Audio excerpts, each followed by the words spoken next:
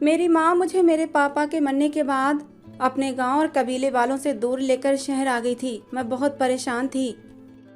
अचानक से मेरी माँ ने अपना गांव क्यों छोड़ा। हम लोग वहाँ खुश थे, पर शायद मेरे पापा के मरने के बाद वहाँ हमारे लिए रहना मुश्किल हो गया था।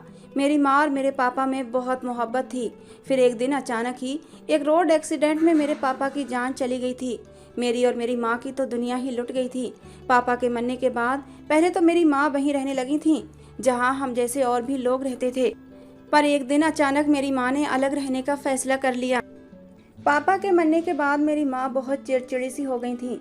उन्होंने पहले कभी मेरे साथ सख्ती तो दूर गुस्से से भी बात ना की थी, पर पापा के मरने के बाद वो मुझे छोटी छोटी बातों पर डांटने लगी थी।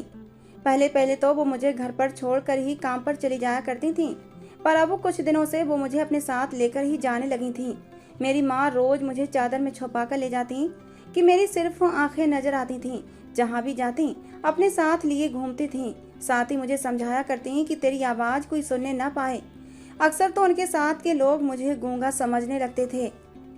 मेरी माँ ने मुझे जान से मारने की कोशिश भी की थी, लेकिन हर बार किसी न किसी तरह मेरी जान बच जाती थी। अपनी माँ के इस व्यवहार से मेरे दिल में अपनी माँ के लिए नफरत पैदा होने लगी थी। एक दिन तो हद हो गई। मेरी माँ ने मुझे एक लंगड़े आदमी से ब्याहने का इरादा कर लिया। हालांकि अभी सिर्फ मैं 16 साल की थी। वो अपने इरादों में कामयाब भी हो जाती अगर मेरे चाचा का बेटा मुझे ना बचाता। मुझे समझ नहीं आती थी मेरी माँ का मुझसे इतनी नफरत भरा व्यवहार क्यों रहता है। अपनी माँ के व्यवहार से तंग आकर मैं राहुल में ही दिलचस्पी लेने लगी थी। राहुल मेरे चाचा का सगा बेटा था। हाँ, चाचा चाची मेरे सगे चाचा चाची नहीं थे। वो मेरे पापा के मुंह बोले भाई थे और इसीलिए मैंने चाचा कहा करती थी। राहुल भी मुझे बहुत पसंद करता था। उसने मुझसे कहा था, जब तक तुम 18 साल की नहीं हो जाती मैं तुमसे शादी नहीं कर सकता। मैं अपनी आंखों में राहुल के साथ शादी के सपने सजाए अपनी माँ का हर जुल्म और सितम सहती रही, और आखिरकार वो दिन भी आ गया जब मैं 18 साल की हो गई थी। मेरी बढ़ती उम्र के साथ मेरी माँ की सख्तियाँ भी बढ़ती ही जा रही थीं और मैं दिन ब दिन अपनी माँ से दूर होती चली गई थी। बहुत मुमकिन था कि मैं घर से भाग जाती, पर राहुल ने ही मुझे समझाया था कि इस तरह घर से भागने में तुम्हारा ही नुकसान होगा। उसी की वजह से मैं अपनी माँ की सख्तियाँ सह रही थी।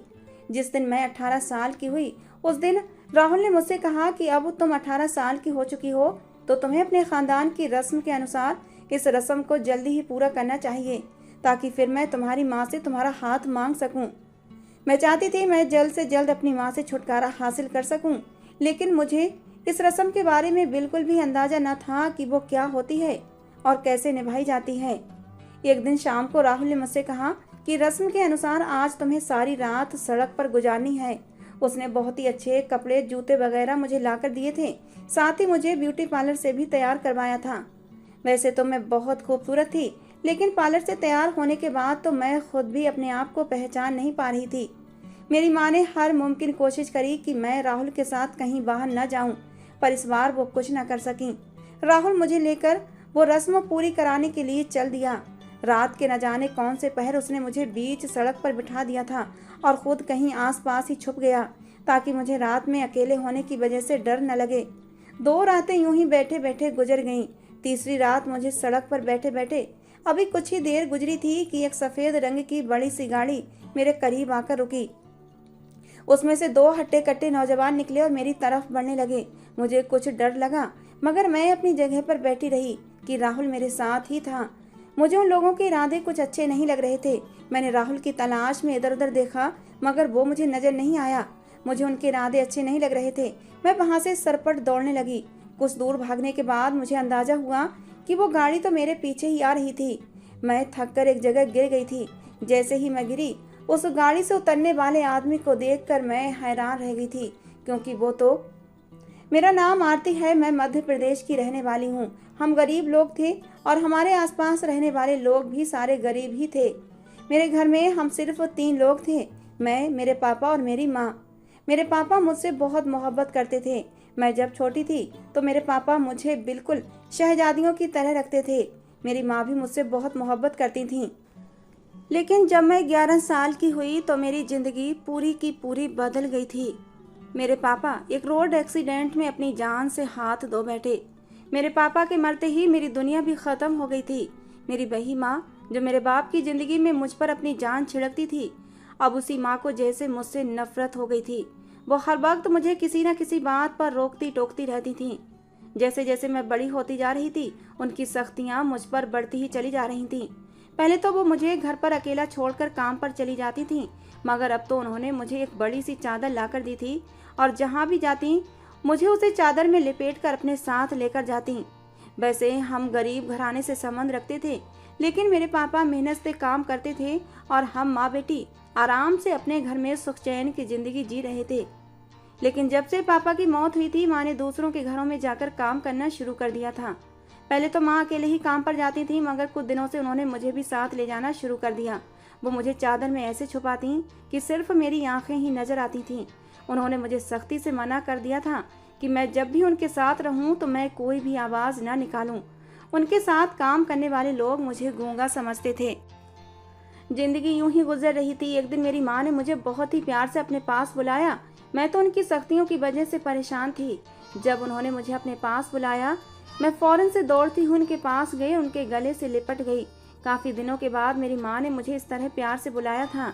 पहले तो वो कुछ देर मुझे अपने साथ लिपटाए रखी, फिर उन्होंने मुझे प्यार करते हुए दूध का गिलास दिया। कहने लगी, ये लो पी लो। मैंने भी दूध का गिलास ख़त्म कर दिया। थोड़ी ही देर के बाद मुझे ऐसा लगा जैसे मेरी सांस घुट रही है। मैंने माँ को कहा, माँ मुझे मेरी तबीयत ठीक नहीं लग रही, मेरी सांस घुट रही है। मेरी माँ ने परेशान होने का नाटक किया था। वो अनीता अनीता चिल्लाने लगी और फिर वो मुझे बाहर लेकर गई। मुझे सांस लेने में दिक्कत महसूस हो रही थी और अचानक ही मुझे उल्टी हुई और मेरे मुंह से झाग निकलना शुरू हुआ। बेहोश होने से पहले मुझे इतना याद था कि मेरी चाची, जो हमारे पड़ोस में ही रहती थी, वो मेरी माँ को गालियाँ दे रही थीं और चाचा से मुझे हॉस्पिटल ले जाने का कह रही थीं। जब मुझे होश आया तो मैं अस्पताल में थी। मेरी माँ उस समय मेरे ही पास थी और मेरी पड़ोस की चाची उन्हें कोस रही थी। मुझे समझ न आया कि हुआ क्या था। चाची मेरी माँ को गालियाँ क्यों दे रही थीं। और कुछ दिनों के बाद मुझे अस्पताल से छुट्टी मिल गई। मैं अपनी माँ के साथ घर वापस आ गई। उस हादसे के बाद मेरी माँ की सख्तियाँ मुझ पर और भी ज़्यादा बढ़ गई थीं, लेकिन मेरी पड़ोस वाली चाची और चाचा मेरा बहुत ख्याल रखने लगे थे। जब कभी मेरी माँ मुझे डांटती मारती तो चाचा चाची या उनका बेटा मुझे बचाने जरूर आते थे। चाचा ने ही मुझे बताया था कि तुम्हारी माँ ने ही तुम्हें दूध में जहर मिलाकर दिया था, लेकिन मुझे इस बात पर विश्वास नहीं आता था, क्योंकि कोई भी माँ अपने बच्चों को मारना नहीं चाहेगी। मगर मेरी माँ ने ऐसा क्यों किया था? लेकिन कुछ समय के बाद मुझे अंदाजा हुआ, मेरी माँ चाहती ही नहीं कि मैं जिंदा रहूं। एक दिन सोते सोते मुझे लगा मेरा दम फिर से घुटने लगा है। मैंने हाथ पैर चलाए तो महसूस हुआ जैसे कोई मेरा गला दबा रहा है। मैं चीखना चाहती थी पर मेरी आवाज़ नहीं निकल रही थी। दम घुटने की वजह से मैं अपना बचाव भी नहीं कर पा रही थी। तभी अचानक जैसे भगवान को मुझ पर दया आ गई। मेरी पड़ोस वाली सीमा चाची ने, जो उस दिन के बाद से मेरा बहुत ज़्यादा ख्याल रखने लगी थी, वो अचानक से मेरे पास आ गई। उन्होंने आकर मेरा गला छुटाया था। मेरा दम घुटने लगा था और मैं बेहोश हो चुकी थी। जब मैं होश में आई तो देखा चाचा चाची मेरी माँ को बहुत ज़्यादा गालियाँ दे रहे थे। मेरी माँ कोने में खड़ी आंसू बहा रही थी। ये सच्चाई कि मेरा गले दबाने वाला कोई और नहीं, मेरी माँ ही थी, इस सच्चाई ने मुझे उनसे नफरत करने पर मजबूर कर दिया था।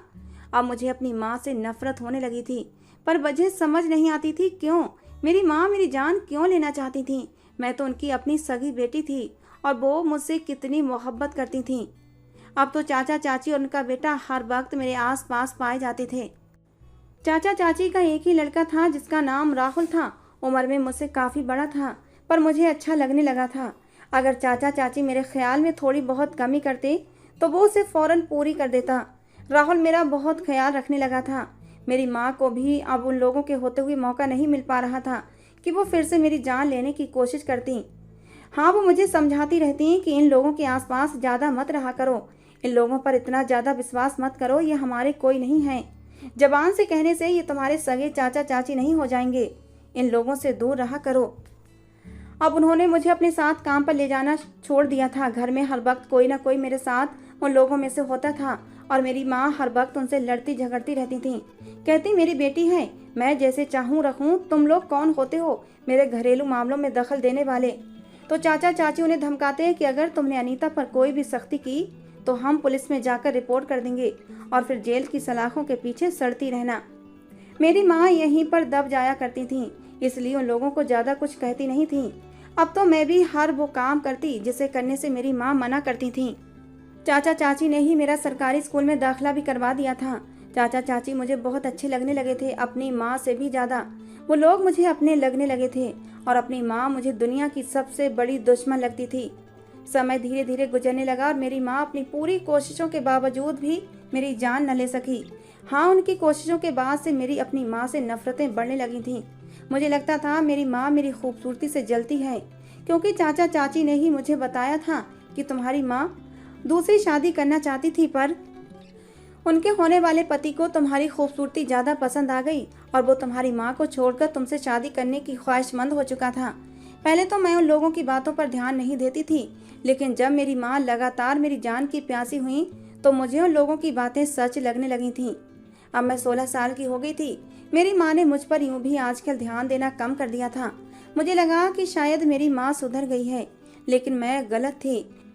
और मेरी माँ मेरी शादी करके मुझसे जान छुड़ाना चाहती थी और मौके की तलाश में थी। कुछ दिन तो सुकून से गुजर गए, लेकिन सुकून के पीछे बड़ा तूफान छिपा हुआ था। एक दिन राहुल किसी काम से शहर गया हुआ था। चाचा चाची पे घर पर नहीं थे। उन्हें भी शायद इस बात की चिंता कम हो गई थी। शायद उन लोगों को भी लगा था कि मेरी माँ अब सुधर गई हैं, लेकिन ये गलतफहमी थी। जैसे ही मेरी माँ को मौका मिला, उन्होंने अपनी चालें फिर से चलना शुरू कर दी थीं। उस दिन सब किसी न किसी काम में बिजी थे और हमारे घर नहीं आ सके थे। मेरी माँ मेरे पास आई और मुझे एक लाल रंग का जोड़ा पहनने के लिए दिया। मुझे अपनी माँ की हरकतें शक में डाल रही थीं। मैंने उनसे कपड़े लिए और तैयार होने के लिए जल्दी से मैंने खुद को रिलैक्स रखा था, ताकि मेरी माँ को मुझ पर कोई शक ना हो। मैं जानना चाहती थी मेरी माँ मेरे साथ क्या करना चाहती हैं। जब मैं तैयार हो गई तो मेरी माँ ने मुझे बताया कि थोड़ी ही देर में तुम्हारी शादी होने वाली है। पंडित जी अभी आएंगे और तुम्हारी शादी करवा देंगे। ये सुनकर तो मेरे पैरों तले से जमीन निकल गई थी। मैं शादी नहीं करना चाहती थी। मैं तो राहुल को पसंद करती थी। किसी न किसी तरह मुझे चाचा चाची या फिर राहुल को बुलाना ही था, ताकि वो मुझे इस मुसीबत से छुड़ा पाएं। राहुल ने मुझे एक मोबाइल लाकर दिया था, जिसे मैं अपनी माँ की नज़रों से छुपा कर रखती थी। मेरी माँ को मुझ पर शक न हो, इसलिए जैसा वो कहती गई मैं करती गई। थोड़ी देर में वो लड़का भी पहुँच गया था जिससे मेरी माँ मेरी शादी करवाना चाहती थी। उस लड़के को देखकर मुझे बहुत दुख हुआ था। वो लड़का तो अपाहिज था और चलने के लिए बैसाखियों का इस्तेमाल करता था। मेरी माँ की इस हरकत के बाद तो मेरे दिल में पक्का यकीन हो गया था कि वो मुझसे जान छुड़ाना चाहती हैं। पहले तो उन्होंने मुझे जान से मारने की कोशिश की, लेकिन जब उसमें नाकाम हो गई तो अब मुझसे इस तरह जान छुड़ाना चाहती थीं। मैं किसी बहाने से अंदर आई और उस जगह पहुंची जहां मैंने मोबाइल छुपाया हुआ था। फिर मैंने अपने मोबाइल को ऑन किया और राहुल को फ़ोन करके उसे खबर देना चाहिए, पर मेरी बदकिस्मती कि उसका फ़ोन नहीं लगा। फिर मैंने चाचा चाची को फ़ोन करना शुरू किया, लेकिन उन लोगों ने भी फ़ोन नहीं उठाए। मुझे ये भी टेंशन थी, अगर मेरा कॉन्टैक्ट किसी भी तरह चाचा चाची या राहुल से ना हुआ तो कहीं मेरी माँ मुझे सच में उस लंगड़े के साथ विदा न कर दें। एक आखिरी कोशिश के तौर पर मैंने फिर से राहुल का नंबर लगाया था। बेल जाती रही। इससे पहले लाइन दोबारा करती उसने फ़ोन उठा लिया था। मैंने जल्दी से बताया कि राहुल, मेरी माँ मेरी शादी किसी लंगड़े से करने लगी हैं। उसने मुझे रिलैक्स रहने को कहा कि वो जल्दी ही मेरे पास आ रहा है। उसने मुझे तसल्ली दी और फ़ोन काट दिया। मैं वैसा ही करती रही जैसे मेरी माँ चाहती थी। मैंने जल्दी से फ़ोन छुपाया और बाहर आकर बैठ गई। जैसे जैसे समय गुजरता जा रहा था, मेरी परेशानी बढ़ती जा रही थी। मुझे लगने लगा था आज तो शायद मेरे चाचा चाची और राहुल भी मुझे बचा नहीं पाएंगे। मैंने रोना शुरू कर दिया। जैसे ही पंडित जी ने फेरों के लिए मुझे और उस लड़के को बुलाया, ठीक उसी समय राहुल वहां आ पहुंचा था। उसे देखकर मैंने सुकून का सांस लिया था, लेकिन मेरी माँ के चेहरे पर हवाइयाँ उड़ने लगीं। वो अकेला नहीं आया था, बल्कि इस बार पुलिस भी साथ लाया था। उसने पुलिस वालों को बताया कि ये औरत अपनी बेटी की शादी 18 साल की होने से पहले ही कर रही है। पुलिस ने सबसे पहले उस लड़के को और उसके बाप को गिरफ्तार किया था, और फिर मेरी माँ को, क्योंकि उसने पुलिस को बता दिया था कि लड़की की माँ पहले भी कई बार लड़की की जान लेने की कोशिश कर चुकी है। इतनी देर में चाचा चाची भी आ चुके थे। पुलिस ने मेरी जिम्मेदारी मेरे चाचा चाची को दी और सबको गिरफ्तार करके ले गई। उन सबके जाने के बाद मैं रोने लगी। राहुल ने मुझे समझाते हुए कहा कि आप क्यों रो रही हो, तुम्हारी माँ को तो पुलिस ले गई है, अब तुम्हें परेशान होने की कोई ज़रूरत नहीं है। फिर वो मेरा दिल बहलाने के लिए मुझसे इधर उधर की बातें करने लगा। चाचा चाची ने भी भगवान का धन्यवाद किया कि मेरी जान मेरी माँ से छूट गई थी। राहुल मेरा ध्यान बटा रहा था और फिर उसने अपने माँ बाप से भी कह दिया कि मैं आरती को पसंद करता हूँ और आरती से शादी करना चाहता हूँ। राहुल के इस तरह मोहब्बत पर मैं शर्मा गई थी और चाची के गले लग गई। मेरी चाची ने भी मुझे प्यार से गले लगा लिया और राहुल से कहने लगी कि मैं तुम दोनों की शादी करवा दूंगी, बस इसे 18 साल का होने दो और उसके बाद एक ख़ानदान की रस्म को पूरा करने के बाद ही ये शादी हो पाएगी। मेरी माँ को तो पुलिस लेकर चली गई थी। अब मैं अपने चाचा चाची के पास ही रहने लगी थी। मुझे अपनी माँ से नफरत महसूस होती थी और चाचा चाची पर बेहद प्यार आता कि वो लोग मुझसे कितनी ज़्यादा मोहब्बत करते हैं। खैर, उस दिन के बाद से मैं अपने चाचा चाची के साथ उनके घर में रहने लगी थी। मुझे एक बात पर हैरत होती थी कि मेरी माँ भी उन लोगों के घरों में काम करती थी और मेरी चाची भी। कोई ज़्यादा अमीर लोग नहीं थे, वो भी दूसरों के घरों में ही काम करने जाती थीं, लेकिन चाची के घर में ऐशो आराम की हर चीज़ मौजूद थी, जबकि मेरी माँ के घर में तो ज़रूरत का ही थोड़ा बहुत सामान था। दिन गुजरते गए और मैंने इंटर पढ़ाई कर ली थी। राहुल मुझे बहुत पसंद करने लगा था। वो जब भी आता मेरे लिए कोई ना कोई मेरी मनपसंद चीज़ लेकर आता। चाचा चाची भी बहुत खुश होते, कहते अच्छा है अभी से दोनों एक दूसरे को समझने लगे हैं। मैं शर्मा जाती और चाची के पीछे छुप जाती। इस तरह मैं 18 साल की हो गई थी। मेरी 18वीं सालगिरह पर राहुल ने मुझे बहुत ही खूबसूरत ड्रेस दी थी, उसके साथ मैचिंग चीज़ें दी थी। मुझे बहुत अजीब भी लगा लेकिन खुशी भी हुई थी। मेरी माँ से तो ये लोग अच्छे थे जिन्हें मेरी छोटी छोटी खुशियों का एहसास था। मेरी माँ ने तो सिवाय सख्तियों के और मेरी जान लेने के अलावा मुझे कभी कुछ दिया ही नहीं था। राहुल ने मुझसे कहा अब तुम 18 साल की हो चुकी हो, इसलिए तुम्हें जल्द से जल्द अपने ख़ानदान की एक रस्म को पूरा करना होगा ताकि उसके बाद हम दोनों शादी कर सकें। मुझे नहीं पता था हमारे ख़ानदान की कौन सी रस्म थी जो मुझे पूरी करनी होगी, लेकिन जब राहुल कह रहा था तो मुझे वो रस्म ज़रूर पूरी करनी थी क्योंकि मुझे राहुल पर पूरा भरोसा था। उसने मुझसे कहा कि तुम्हें 3 रातें अच्छी तरह तैयार होकर बीच सड़क पर गुजारनी होंगी। मुझे ये रस्म थोड़ी अजीब लगी थी, पर मैं उसका साथ पाने के लिए कुछ भी करने को तैयार थी। मैंने वो रस्म पूरी करने के लिए हामी भर ली। शाम को मेरी चाची मुझे पार्लर ले गई और वहाँ से मुझे तैयार करवाया। मैं बहुत खूबसूरत थी। पार्लर से तैयार होकर मैं और भी प्यारी लग रही थी। राहुल ने भी जब मुझे इस तरह तैयार देखा तो अपनी माँ से कहने लगा, माँ छोड़ो ये रस्म बसम, अभी के अभी मेरी और आरती की शादी करवा दो। चाची ने राहुल के पीठ पर एक घूंसा मारा, कहने लगी, बदतमीज लड़के, जब तक ये रस्म पूरी नहीं हो जाती तुम दोनों की शादी नहीं हो पाएगी। रात का खाना खाकर मैं और राहुल सड़क पर आ गए। उस वक्त तो मैं शादी की खुशी में हामी भर ली थी, पर अब मुझे कुछ डर लगने लगा था। राहुल ने मुझे तसल्ली दी। उसने कहा, वैसे तो ये रस्म लड़की को अकेले ही करनी होती है, पर मैं तुम्हारा साथ देने के लिए यहीं कहीं आसपास छुप जाता हूँ ताकि तुम्हें डर न लगे। मुझे उसकी मोहब्बत पर जितना गर्व होता उतना कम था कि वो मुझसे मोहब्बत में अकेला छोड़ने को तैयार न था। वो अपने ख़ानदान के खिलाफ जा रहा था। मैं वहीं सड़क के किनारे बैठ गई और राहुल वहीं कहीं करीब ही झाड़ियों में छुप गया। खैर 2 रातें इसी तरह आराम से गुजर गई थी। मेरा डर भी थोड़ा थोड़ा ख़त्म हुआ था। तीसरी रात भी इसी तरह भरपूर तैयार होकर मैं सड़क के किनारे बैठी हुई थी, पर आज पता नहीं क्यों मुझे अजीब सा लग रहा था। मैंने राहुल से कहा कि राहुल, मुझे डर लग रहा है, कैसी अजीब सी रस्म है। आधी रात को यूं सड़क के किनारे बैठना बड़ा ही अजीब लगता है और डर भी लगता है। लेकिन राहुल ने मुझे समझाया, 2 रातें तो तुमने गुजार ली, बस एक रात की बात है, किसी न किसी तरह से भी काट लो, उसके बाद तुम्हारी ज़िंदगी बदल जाएगी। मुझे भी खुशी हो रही थी कि फिर मेरी शादी राहुल के साथ हो जाएगी और शायद इसीलिए वो ज़िंदगी बदलने की बात कर रहा था। मुझे एकदम ही राहुल पर प्यार आ गया। मैंने कहा, अच्छा ठीक है, मैं यहाँ पर बैठी हूँ, तुम पास ही कहीं झाड़ियों में छुप जाओ, जिससे कि मुझे डर कम लगे, मुझे एहसास रहेगा कि तुम भी मेरे आसपास मौजूद हो। मुझे सड़क पर बैठे अभी कुछ ही देर गुजरी थी कि एक सफ़ेद रंग की गाड़ी आई। मैंने ज़्यादा ध्यान नहीं दिया क्योंकि सड़क पर तो गाड़ियाँ आती ही रहती थीं, लेकिन जब वो गाड़ी मेरे करीब आकर रुकी तो उसमें से 2 हट्टे कट्टे नौजवान उतरे थे और मुझे गाड़ी में बैठने के लिए कहने लगे। मैंने उन्हें मना कर दिया और राहुल की तलाश में इधर उधर नज़रें दौड़ाने लगी कि कहीं वो मुझे नज़र आ जाए, लेकिन वो शायद कहीं दूर छुपा हुआ था और उसने अभी तक मुझे देखा नहीं था। मैंने उसे चीख कर आवाज़ देना शुरू कर दी कि मेरी आवाज़ सुनकर ही वो आ जाए, पर वो शायद आज कहीं दूर छुपा हुआ था, उस तक मेरी आवाज़ नहीं पहुंच पा रही थी, या फिर शायद उसकी आंख लग गई होगी। मेरे चीखने चिल्लाने पर वो दोनों लड़के मुझे जबरदस्ती गाड़ी में बिठाने की कोशिश करने लगे, लेकिन मैंने हाथ पैर चलाना शुरू कर दिए। मैंने अपने पैर से एक हील वाला सैंडल निकाला और उसे इतनी जोर से मारा कि मेरी हाथ पर उसकी पकड़ ढीली पड़ी थी और मैं वहां से भागने में कामयाब हो गई। अब मुझे बहुत ज़्यादा डर लगने लगा था। पता नहीं राहुल भी कहाँ था। मुझे किसी न किसी तरह से चाचा चाची के पास पहुंचना था, अपनी जान बचानी थी, लेकिन मुझे रास्तों की जानकारी नहीं थी। राहुल पता नहीं कौन सी सड़क पर मुझे लेकर आया था। भागते भागते मेरे पाँव दुखने लगे थे।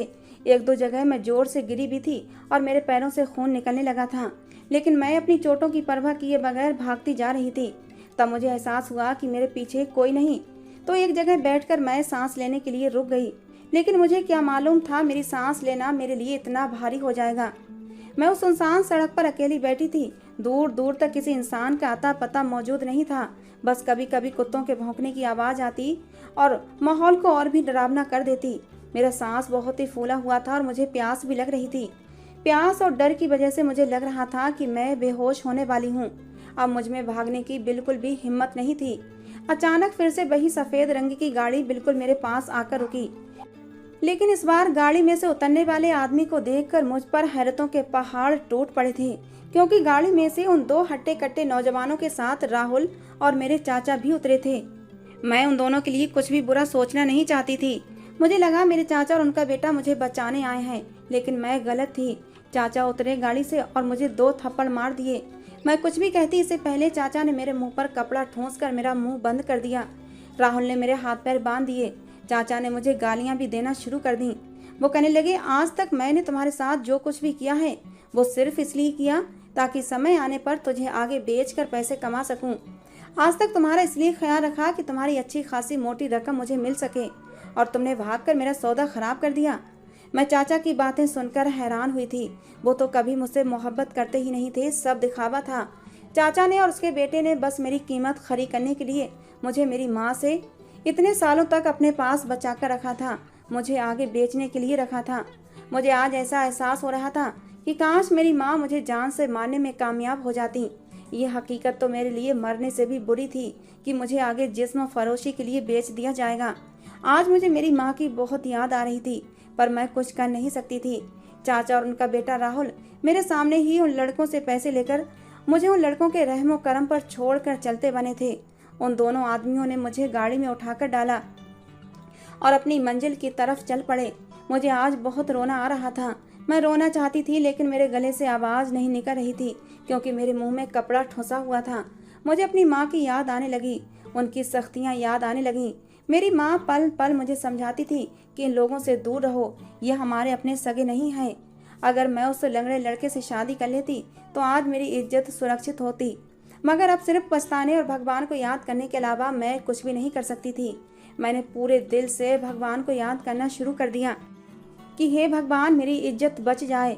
अभी हम कुछ ही दूर गए होंगे कि आगे पुलिस वालों ने उस गाड़ी को रोका था। वो दोनों नौजवान परेशान हो गए। उन्होंने कुछ ले देकर गाड़ी को चेकिंग से रोकना चाहा, पर शायद इस बार पुलिस वाले भी ईमानदार थे। उन दोनों नौजवानों को गाड़ी से बाहर निकाल कर सबसे पहले उनके फ़ोन अपने कब्जे में लिए, फिर गाड़ी की तलाशी लेना शुरू कर दी।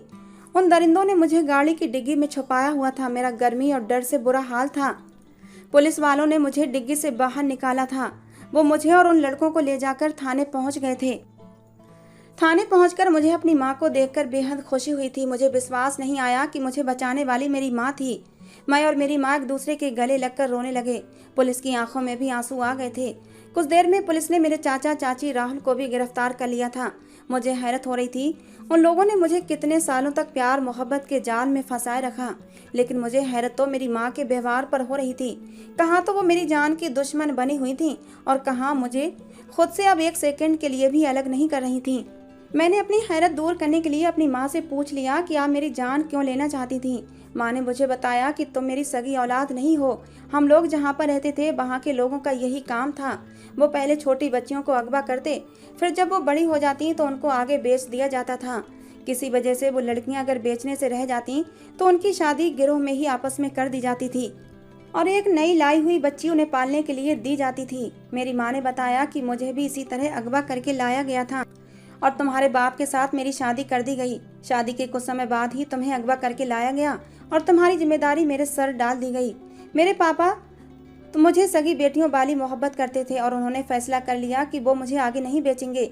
इस बात की खबर जब उनके भाई को हुई तो उसने मेरे पापा को बहुत समझाने की कोशिश की, लेकिन मेरे पापा नहीं माने तो मेरे चाचा ने मेरे पापा का एक्सीडेंट करवाकर उन्हें मरवा दिया। मरने से पहले मेरे पापा ने मेरी माँ से वादा लिया था कि चाहे कुछ भी हो जाए मेरी बच्ची को इस गिरोह की भेंट चढ़ने मत देना।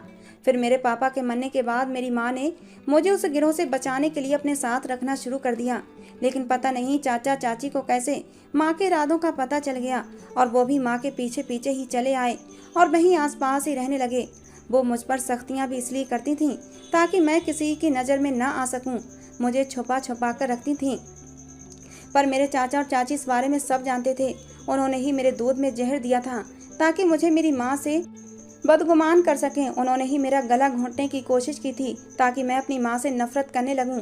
मेरी माँ उनकी सारी चालें समझ चुकी थीं, इसलिए वो मेरी शादी करवाना चाहती थीं, पर उस वक्त मैं अपनी माँ से नफरत करने लगी थी और मैंने ही अपनी माँ के इरादों का अपने चाचा को बता दिया था।